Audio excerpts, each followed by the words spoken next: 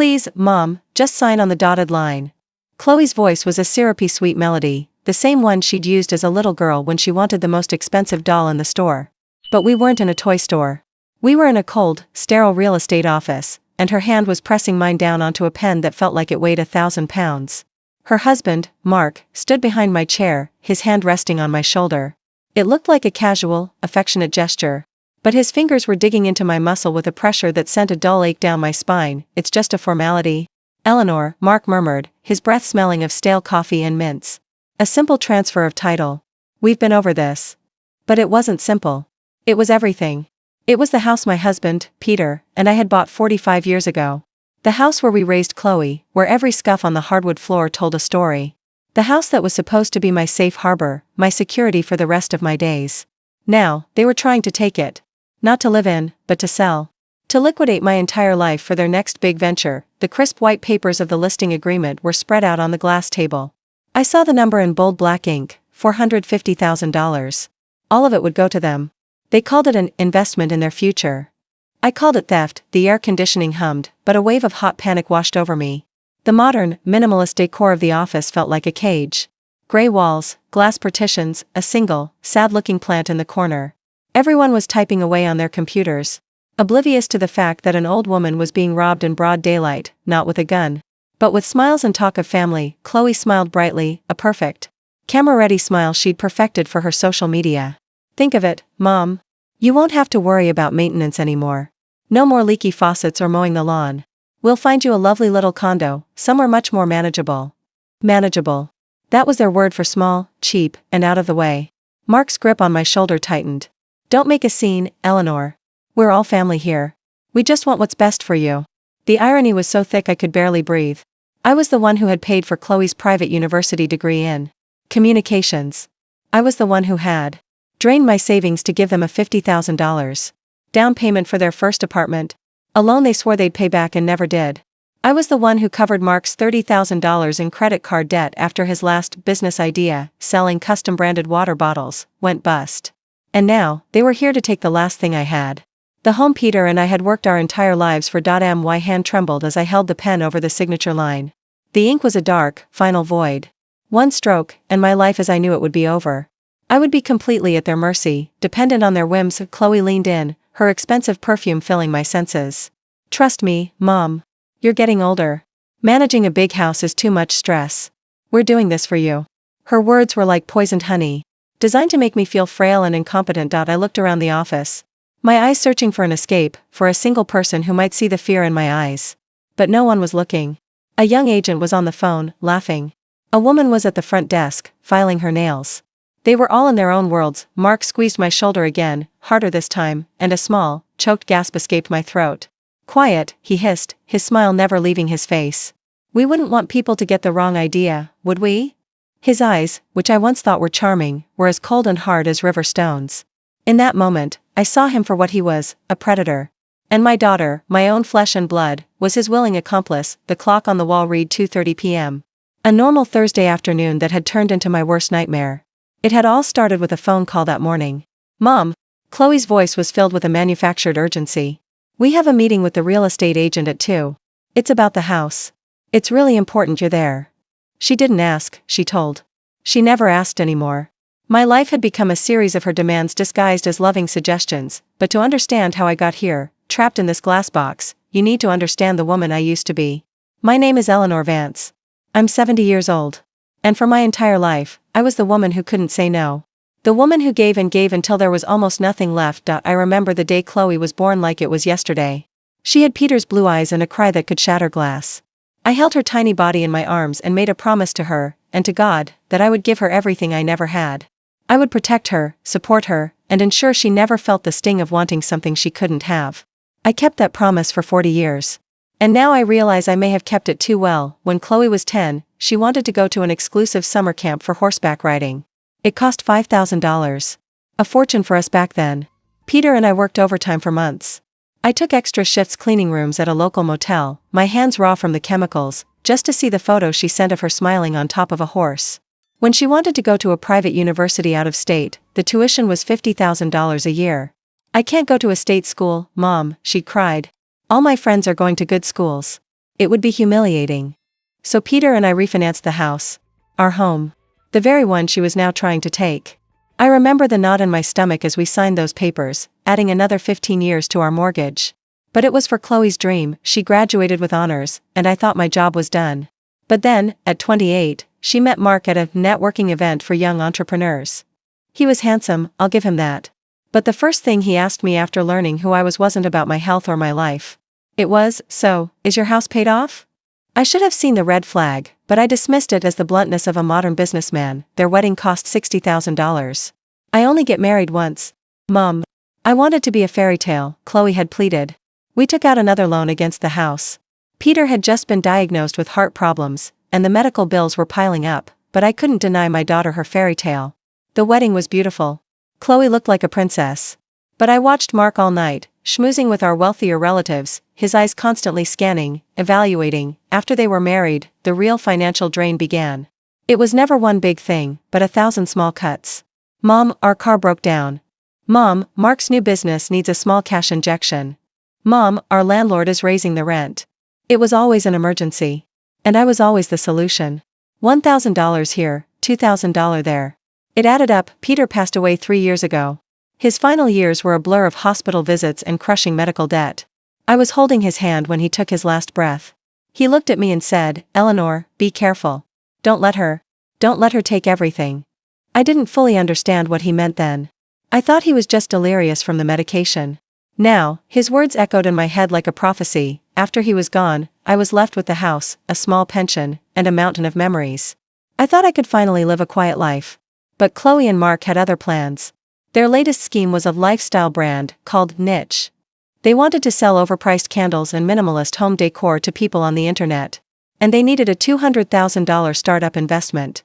An investment they had no way of getting, except by selling my home. Just then, a young man in a sharp suit approached our table.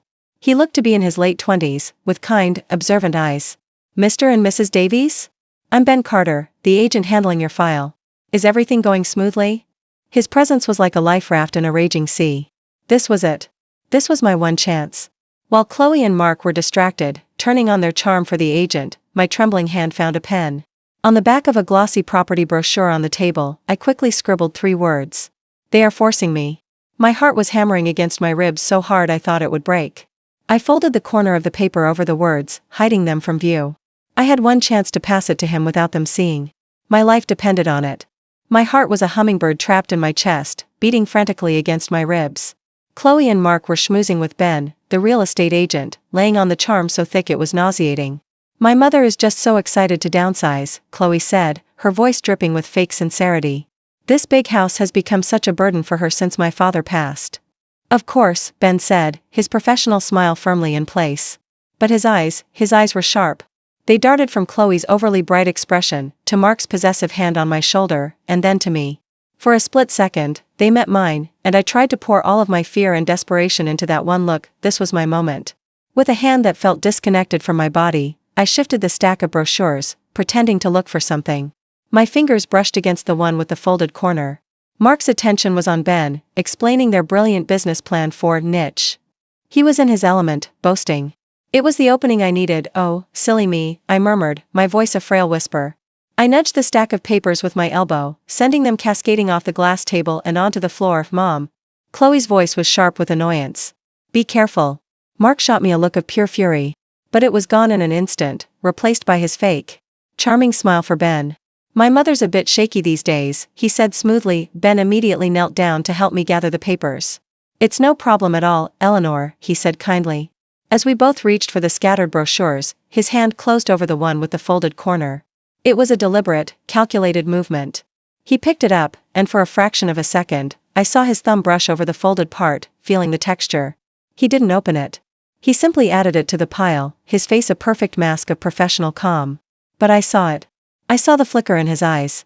He knew. He stood up and placed the brochures back on the table, setting the one I'd marked discreetly to the side, near his own notepad. My breath caught in my throat. He had the message. "All right," Ben said, his tone shifting slightly. It was still friendly, but there was a new layer of authority to it. "Before we proceed to the final signature, there are just a few details in the contract I need to verify directly with the primary homeowner. Standard procedure for a property held this long." Mark's smile tightened at the edges. What kind of details? We've read the whole thing. It's all standard. Just a few clauses regarding title history and spousal rights of survivorship, Ben replied, not missing a beat. His gaze was fixed on Mark, calm and unblinking. It's a legal formality to protect all parties. Eleanor, would you mind joining me in my office for a moment? It will only take 5 minutes. Chloe immediately tensed. That's not necessary. We can discuss it right here. We're her family. We handle all of her affairs. I'm afraid it is necessary, Ben said, his voice firm but polite. Bank and state regulations are very strict on this. It must be a private verification. The guards in my mind, my daughter and her husband, had just met a gatekeeper they couldn't charm or bully their way past. Ben stood and extended a hand to me. Eleanor? I stood up on trembling legs. For the first time all afternoon, Mark had to release my shoulder. The absence of his touch felt like a physical relief. Chloe grabbed my arm. Mom, don't be difficult, she whispered urgently. Just agree with whatever he says so we can get this over with. Lily is expecting us to pick her up soon. She was using my granddaughter's name. Lily. My 7-year-old angel, the one pure and good thing in this mess. It was her favorite weapon. But this time, it didn't work. The memory of Peter's warning, the feeling of Mark's fingers digging into my skin, it was all too fresh. I'll be right back, I said, pulling my arm free from her grasp. Ben's office was small and quiet, with a large window that looked out onto the city street. The walls were covered in photos of him with what I assumed was his family, a smiling wife, 2 young kids. He closed the door, and the muffled noise of the main office disappeared. Mrs. Vance, he said gently, his professional demeanor softening. Please, have a seat. Can I get you a glass of water? I nodded, unable to speak. He brought me the water, then sat across from me at his desk. He picked up the brochure I had marked and unfolded the corner. He read the 3 words, his expression turning from concern to controlled anger. He looked up at me, his eyes full of a kindness I hadn't seen in years. Tell me what's happening, Eleanor, he said. You're safe in here. And just like that, the dam broke. The words came tumbling out, a torrent of pain and frustration that had been building for 40 years. I told him everything. About the endless loans, the refinanced mortgage, the fairy tale wedding that had cost me my financial security. I told him about Mark's failed businesses and Chloe's inability to live within her means. I told him how they had presented this idea of selling my house not as a request, but as a decision that had already been made for me, that $450,000. It's all I have left, I finished, my voice cracking as tears streamed down my face. Without my house, I have nothing. I'll be on the street. They say they'll get me a condo, but I know them. They'll get the money and I'll never hear from them again. I told him about Mark's hand on my shoulder, the pain, the fear. Ben listened without interruption, his hands steepled on his desk. His jaw was tight, and the kindness in his eyes had been replaced by a steely resolve. When I was finished, he let out a long, slow breath. Eleanor, he said, his voice low and serious. What you are describing is not a family disagreement. It's called financial coercion. It's a form of elder abuse. And it is illegal. Illegal. The word hung in the air between us. I had always thought of it as my family duty, a mother's burden. I never once considered it a crime.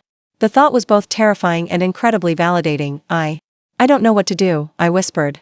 She's my daughter. I don't want her to go to jail. But I can't. I can't sign those papers. You are not going to sign anything, Ben said with absolute certainty. He leaned forward, his focus entirely on me. First, we are terminating this listing agreement immediately. Second, I am documenting everything you've told me in an official incident report. This creates a legal record. He paused, letting his words sink in, but the most important step has to come from you, Eleanor. They are not going to stop. Not unless you make them. Are you ready to tell them no? Are you ready to set a boundary, even if it means they get angry? Even if it means they walk away? That was the question, wasn't it? For 70 years, I had been the woman who said yes. My entire identity was built on being the giver, the fixer, the endless well of support. If I wasn't that person, who was I? I thought of Peter. I thought of his last words, his desperate warning. He had seen this coming. He had tried to protect me. I thought of all the nights I'd lain awake, worrying about money, while my daughter and her husband were out having expensive dinners, all funded by me. And then I thought of Lily, my granddaughter, being raised by these 2 people. What was she learning? That it's okay to take from people who love you? That love is something you can cash in like a check? A new feeling began to bubble up inside me, pushing past the fear and the sadness. It was anger. A hot, clean anger. Anger for the woman I had been, and for the woman I could still become. Yes, I said, and the voice that came out was not the frail whisper from before. It was clear and steady. I'm ready. Ben smiled a small, reassuring smile. All right, Eleanor. We're going to walk out of this office together. I will do the talking at first. All you have to do is stay strong in your decision. Can you do that? I took a deep breath, the first one that seemed to reach the bottom of my lungs all day, and nodded. Yes. I can. Good, he said, placing a business card on the desk in front of me. This has my direct cell number on it. If they harass you or show up at your home, you call me immediately. We'll also discuss getting you in touch with a lawyer who specializes in this sort of thing. Free of charge for a consultation. He then picked up the listing agreement from his desk, and with a decisive rip, tore the thick stack of papers cleanly in half. He dropped the 2 pieces into his trash bin. The sound was the sweetest music I had ever heard. It was the sound of freedom. When we walked back out to the main waiting area, Chloe and Mark were pacing impatiently. The moment they saw us, Chloe rushed forward, her face a mask of anxious concern. Mom, what took so long? Is everything all right? Did you sign? Ben stepped slightly in front of me, creating a subtle barrier. Mr. and Mrs. Davies, he said, his voice calm and professional. After our private verification, Mrs. Vance has decided that she will not be proceeding with the sale of her property at this time. The silence that followed was heavy and absolute. Chloe stared at him, then at me, her perfect smile faltering as if she'd just been slapped. Mark stopped pacing and his body went rigid, his fists clenching at his sides. What? Chloe finally asked, her voice a dangerous mix of disbelief and rising anger. She ignored Ben and looked directly at me. Mom, what is he talking about? What did he say to you in there? We had an agreement. It wasn't an agreement, Chloe, I said, and I was shocked at how steady my own voice sounded. It was a demand. And I am not selling my house. Mark took a threatening step forward, but stopped when he saw Ben's eyes narrow on him. Eleanor, Mark said, his voice low and menacing, trying to sound reasonable for Ben's benefit. Don't be irrational. We have investors waiting. This isn't just about us, it's about the whole family's future. It's about Lily's future. That name again. The magic word that was supposed to make me crumble. But this time, it was a spark that lit a fuse. Don't you dare bring Lily's name into this, I said, my voice rising with an indignation I hadn't felt in years. You talk about her future? What kind of future are you building for her? One based on taking everything from her own grandmother. Taking? Chloe shrieked, her voice echoing in the now silent office. People were starting to look. We are not taking anything. We are helping you. That house is a burden. How could you be so incredibly selfish? That word. Selfish. The word she had used to brand me my entire life, the one that always made me give in. But not today. A bitter laugh escaped my lips. Selfish? Let me tell you about selfish, Chloe. Was I being selfish when I refinanced this house, my house, to pay for your $200,000 private education so you wouldn't be humiliated? Was I being selfish when I took out another loan to pay for your $60,000 fairy tale wedding while your father was dying and we were drowning in medical bills? Chloe's face went pale. Mark looked like he wanted to physically restrain me. I wasn't finished. I turned to him. And you, Mark? Was I selfish when I paid off your $30,000 credit card debt from your last brilliant business idea? Or the countless thousands I've given you over the years that you swore were investments you'd pay back? How much of that have I seen? Not one single penny. Those were gifts. He snarled, his facade completely shattered. You offered. You said you wanted to help. I helped because I'm a mother. I shot back, my voice trembling with the force of my suppressed emotions. I helped because you manipulated me and guilted me and made me feel like if I didn't, I was a bad mother. You didn't want help. You wanted a bank. An ATM that never ran out of cash. But it has. The bank is closed. Tears started streaming down Chloe's face, but for the first time, I saw them for what they were. Not tears of sadness, but tears of rage and frustration. The tears of a spoiled child who had just been told no for the first time. I can't believe you're doing this to us, she sobbed. In public. After everything we've done for you. We visit you. We take care of things for you. You visit me when you need money. I said, the truth feeling sharp and clean in the air. You call when a bill is due. You don't care about me. You care about my assets. Peter saw it. My God, he tried to warn me right before he died, and I was too blind to listen. Ben Carter cleared his throat, stepping forward again. I think it's time for you both to leave, he said with quiet authority. Mrs. Vance has made her decision. Continuing to pressure her on our premises constitutes harassment. She's my mother. Chloe snapped, turning her fury on him. I have a right to speak to my mother. Not like this, you don't, Ben said firmly. He nodded discreetly to the front of the office, and I saw a security guard who had been sitting near the entrance stand up and begin to walk slowly towards us. Chloe saw him too. The fight seemed to drain out of her, replaced by a cold, reptilian hatred. She looked at me, her eyes devoid of any warmth or love I had ever imagined was there. "Fine, Mom," she said, her voice dropping to an icy whisper. "Have it your way. Keep your precious house. Keep your memories." She picked up her ridiculously expensive purse from the chair. "But don't you dare call me when you're sick. Don't call me when you fall and can't get up. Don't call me when you're lonely and have no one." Mark chimed in, his voice dripping with venom. "You've made your choice, Eleanor. You chose a pile of bricks over your own family. We're done. You are on your own." Their words were designed to be kill shots, aimed directly at the heart of my deepest fears. A lonely, helpless old woman, dying alone. And for a second, they hit their mark. A chill of absolute terror ran down my spine. Had I just made the biggest mistake of my life? Had I just traded my family for a house? But then I looked at their faces, twisted with greed and resentment, and I knew. They weren't my family. Not in any way that mattered. They were parasites. And I had finally, after 70 long years, worked up the courage to burn them off. They turned and walked out of the real estate office without a single look back. I watched them go, two silhouettes of people I thought I knew, disappearing from my life. The moment the glass doors swung shut behind them, my legs gave out. I sank into the nearest chair, the adrenaline that had been fueling me vanishing, leaving me shaky and exhausted. The entire office was silent, everyone staring at me. I had done it. I had actually done it. The war was over. Or maybe, it had just begun. The silence in the real estate office was deafening. Every eye was on me, a mixture of pity and curiosity on the faces of strangers. Ben Carter gently placed a hand on my arm. "Eleanor," he said, his voice bringing me back from the brink. "Let's get you that glass of water. Come on, back to my office." He led me away from the staring eyes. Once the door was closed again, I let out a shuddering breath I didn't realize I'd been holding. The adrenaline was gone, and in its place was a bone-deep exhaustion and a hollow, aching fear. "They're gone," I whispered. As if saying it aloud would make it real. "For now," Ben said, handing me the water. His honesty was both terrifying and comforting. "People like that don't give up easily. They'll try something else." He sat down, all business again. "That's why you need to be prepared. I've written down the number for the County Adult Protective Services. They have resources, legal advisors. You should call them. You need to create an official record of what happened here today." I looked at the number, my mind reeling. It felt like such an extreme step. But what had just happened was extreme. I had spent my entire adult life trying to hold my family together, and I had just detonated a bomb in the middle of it. The drive home was surreal. The familiar streets of my neighborhood seemed alien, as if I were seeing them for the first time. When I pulled into my driveway, I sat in the car for a long time, just looking at my house. The sturdy brick facade, the rose bushes Peter had planted, the big oak tree we'd hung a swing from for Chloe when she was a little girl. They had called it a pile of bricks. To me, it was the repository of my entire life. I had defended it. But now, entering it felt different. The silence that had once been peaceful now felt empty. Ominous. The first 2 days were the worst.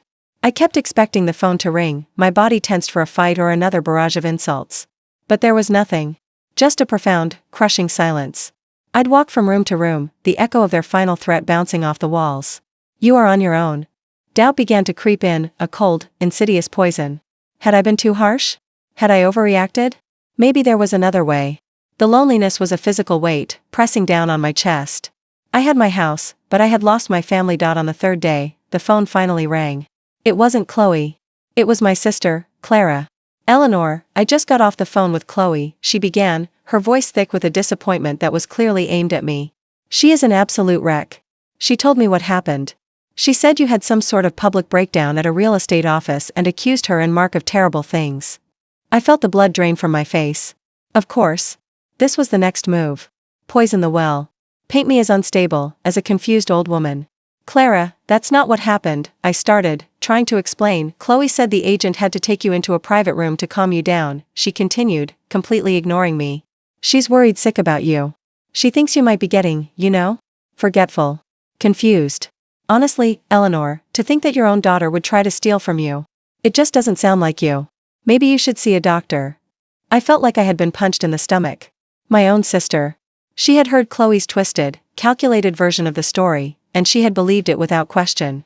I tried to defend myself, but my words felt weak against the confident narrative Chloe had already constructed. I hung up the phone feeling more alone than ever before. This was their new weapon, psychological warfare. If they couldn't take my house, they would try to take my sanity. A week later, the master stroke arrived. It was a single envelope in my mailbox, addressed to me in the clumsy, learning to be neat handwriting of a child. It was from Lily. My hands trembled as I opened it. Inside was a drawing of 3 stick figures. A man and a woman, both with sad, downturned mouths, and a little girl standing between them, crying. Underneath, a short letter was written in pencil: "Dear Grandma, Mommy cries all the time now. She says you don't love us anymore because you love your house more. I miss you. Why won't you come see us? I asked Mommy if you would come to my school play next month, but she said you are probably too busy. Love, Lily." This was it. The kill shot they had threatened me with. It was pure, unadulterated emotional blackmail, and they had used my beautiful, innocent granddaughter to deliver the blow. I sank onto my kitchen chair, clutching the letter, and sobbed. Every instinct in my body screamed at me to pick up the phone, to call Chloe and surrender. To tell her she could have the house, she could have it all. If I could just see Lily again and stop being the monster who made her mother cry. I sat there for an hour. The letter in my hand, my heart completely broken. The part of me that had been a mother for 40 years was at war with the small, fledgling part of me that was just learning to be Eleanor. I thought about Peter's warning. I thought about Ben's words: "They are not going to stop." I looked at the drawing again. At the sad little stick figures. And through my tears, I saw it for what it was. A script. A performance. Chloe wasn't crying because I'd hurt her feelings. She was crying because her plan had failed. And she had coached her 7-year-old daughter to write this letter to manipulate me into giving in. The realization didn't lessen the pain, but it did clarify it. This wasn't about love. It had never been about love. It was about control. With a newfound resolve, I stood up. I walked over to the junk drawer in the kitchen, the one filled with old takeout menus and rubber bands. I found the business card Ben had given me. My hand was still shaking, but I picked up the phone and dialed the number for the Adult Protective Services he had written on the back, after a long conversation with a kind, patient woman named Sarah who validated everything I said. I did something else. I went up to the attic, a place I hadn't been in years. I pushed aside old boxes of Chloe's childhood trophies and yearbooks. In the back, under a dusty sheet, was my old easel and a wooden box of oil paints, gifts from Peter on our 10th anniversary. I used to love painting. I hadn't touched them in decades, too busy raising a daughter, running a household, being a wife. I brought them downstairs and set them up in the spare bedroom, the one with the best morning light. I found an old canvas and squeezed a dollop of cerulean blue onto the palette. I didn't know what I was going to paint. It didn't matter. For the first time in a very long time, I was going to do something just for me. The war wasn't over, I knew that. But for the first time, I had a strategy. It wasn't just about defending my house anymore. It was about rebuilding my life. 3 years passed. The silence I had once feared became a peaceful, creative space. The woman who walked out of that real estate office was not the same one who lives in my house today. In fact, it wasn't even the same house. A year after the confrontation, I made a decision. I sold the big family home, not because I was forced to, but because I chose to. It was filled with too many ghosts, too many memories of the woman I used to be. I did it on my own terms, with Ben Carter as my agent and a lawyer by my side. I invested the money wisely, creating a secure future for myself that no one could touch. I bought a small, sun-drenched cottage in a quiet neighborhood across town. It had a little garden for my roses and a large spare room that I turned into my art studio. My life, once centered around Chloe's manufactured crises, was now filled with things I chose. I had joined a local art league, and my paintings, mostly vibrant landscapes of places I dreamed of visiting, were surprisingly popular at community fairs.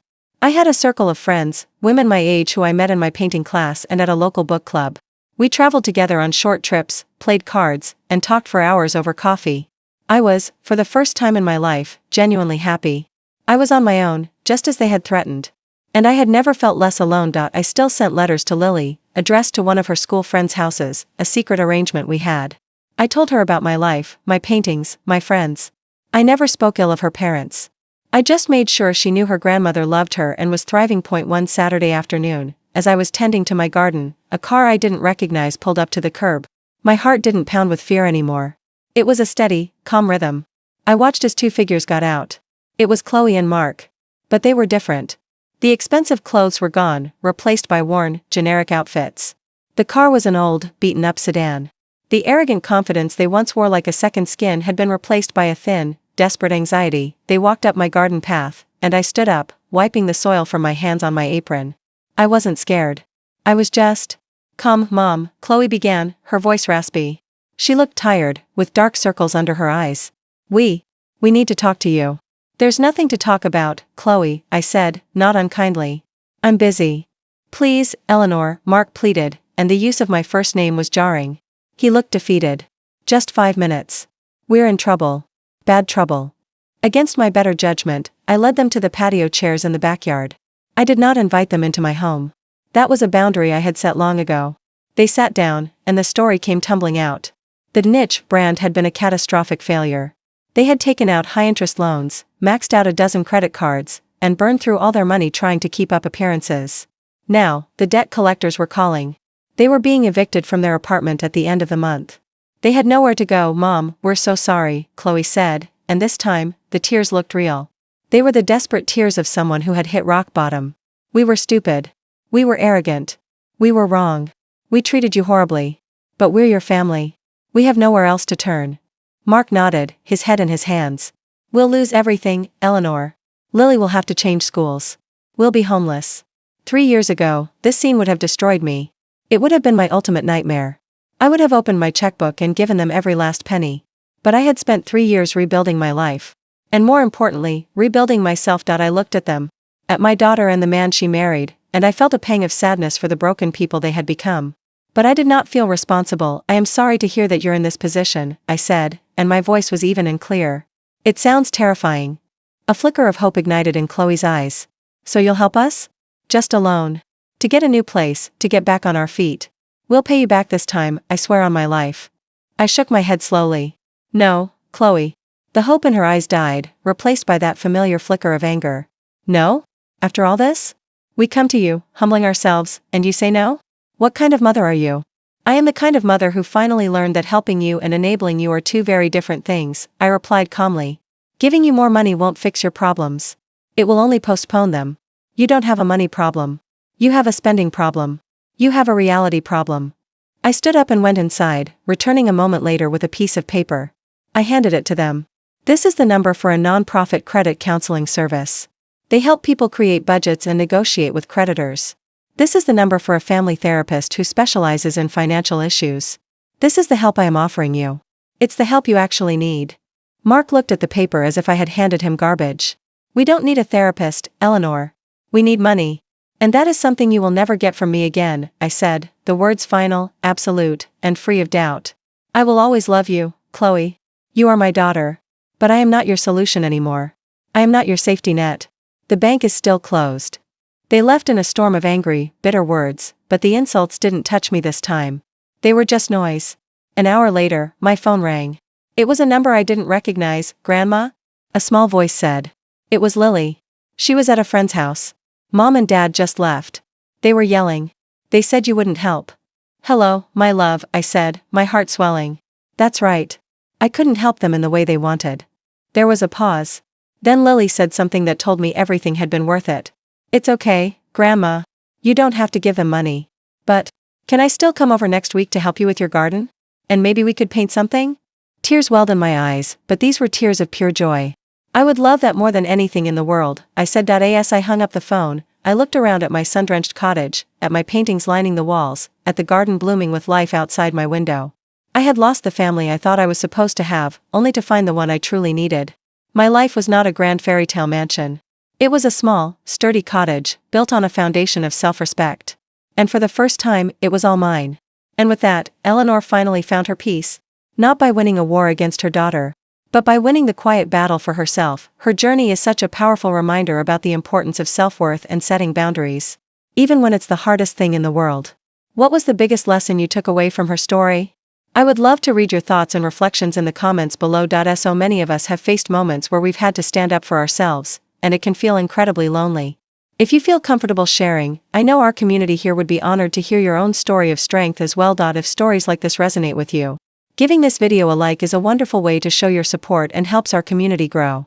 And of course, make sure you subscribe and turn on notifications, so you never miss another dramatic and thought-provoking story from our channel. No matter what storms you may be facing in your own life, I hope you find the strength to build your own cottage of peace, a place where you are valued, respected, and finally free. Be well, and take care of yourselves.